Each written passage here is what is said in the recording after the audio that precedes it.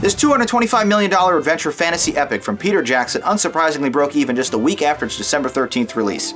The middle installment of the trilogy adaptation of J.R.R. Tolkien's 1937 children's novel The Hobbit, and also a prequel to the hugely successful The Lord of the Rings film series, this 161-minute feature is certainly an ambitious one. Leisurely paced and opening immediately with a shameless cameo from Jackson during an unnecessary flashback sequence, the action picks up where the previous film left off, with Ian McKellen leading a group of 13 dwarves, plus Martin Freeman as the plucky Hobbit, deep into Middle-earth in search of yet another MacGuffin. Everyone does a fine job in their roles, many caked under layers of makeup, battle axes, wigs, beards, and earthly garments. But Freeman is particularly brilliant as the title character, exhibiting the perfect amount of nervousness or trepidation with just a roll of his fingers or a raise of his eyebrow. I found something in the Goblin tunnels. Found what?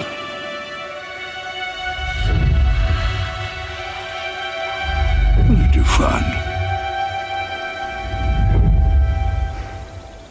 My courage. Good, well, that's good.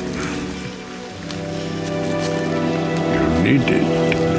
Richard Armitage and Aidan Turner return as gruff but sometimes sensitive dwarves. Luke Evans is featured as a suspicious but helpful human archer, while Orlando Bloom is shoehorned into the script if for no other reason than fan service. But it's always enjoyable watching him dispatch monsters with his longbow. Introduced here and absent from the original novels is Evangeline Lilly as an elf, who develops romantic feelings for Turner. Her strong female presence is a wonderful addition to the pictures, and she commendably contributes some great emotional conflict as well. Benedict Cumberbatch provides his voice and motion capture likeness for the picture's primary antagonist, a massive fire-breathing dragon, and he does an incredible job bringing the imposing and frightening character to life, to which Evans warns earlier, if you awake that beast, you'll destroy us all. While the story is inherently steeped in fictional mythology, it's almost annoying how many proper nouns litter this script. You've got Oakenshield, Dol Guldur, Arkenstone, Radagast, Arzagoth, Galadriel, Thuriel, I can't even pronounce them all, and without subtitles or a prior working knowledge of Tolkien's universe, it can be really confusing at times. That said, however, the attention to detail does provide an extremely realistic and believable environment,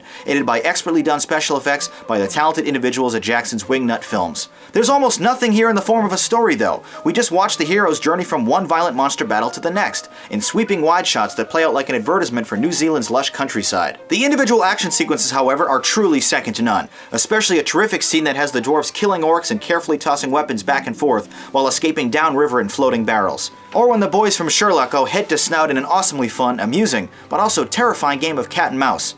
Or perhaps more appropriately, Dragon and Hobbit. The PG-13 story is once again supported by a brilliant original score from composer Howard Shore, who underlines every dramatic moment with exactly the right sound. Like its predecessors though, the movie is simply too drawn out for its own good, with the majority of the movie comprised entirely of shallow action and thrills. Enjoyable to watch, but empty just the same. There's really no other way to say it. Stretching a 300-page book into nearly 8 hours of cinema is an egregious, unforgivable, and selfish mistake, and the entire trilogy has suffered as a result. The Hobbit, The Desolation of Smaug, is an undeniably fun spectacle, but lengthy. Now let's read some of your reviews to see what you had to say about this film.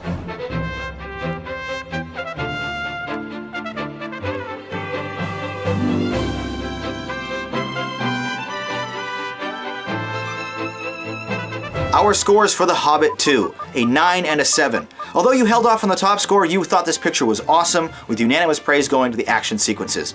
A slight improvement over an unexpected journey, this picture still suffers from all the same issues, leaving me partially unsatisfied, but I am excited to see the third installment. I thought it was cool.